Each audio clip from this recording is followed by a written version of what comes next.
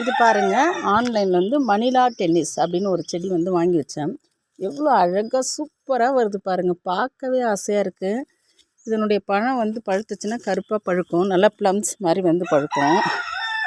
இப்போ வந்து துளிர் வைக்குது இல்லையா, இதில் அப்படியே வந்து நமக்கு வந்து காயும் வைக்கும். இதில் இன்னும் எங்கள் வீட்டில் வந்து காய் காய்க்கலை, ஒரு சின்ன காய் வச்சுது, இந்த கோழி தான் கொத்திருச்சு. ஆமாம், இப்போ எப்படி வைக்கிதுன்னு பார்க்கணும்.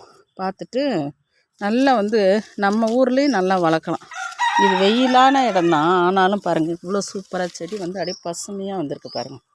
இது பேர் மணிலா டென்னிஸ், இந்த செடி பேர். அடுத்து பாருங்கள், லாங்கன் ஃப்ரூட்டு. இது வந்து எனக்கு ரொம்ப ரொம்ப பிடிச்ச ஃப்ரூட்டு. இது பார்த்திங்கன்னா சின்ன செடியாக தான் வந்துச்சு. இதில் வந்து 2 பழம் பறித்து சாப்பிட்ருக்கோம், லாங்கன்னு.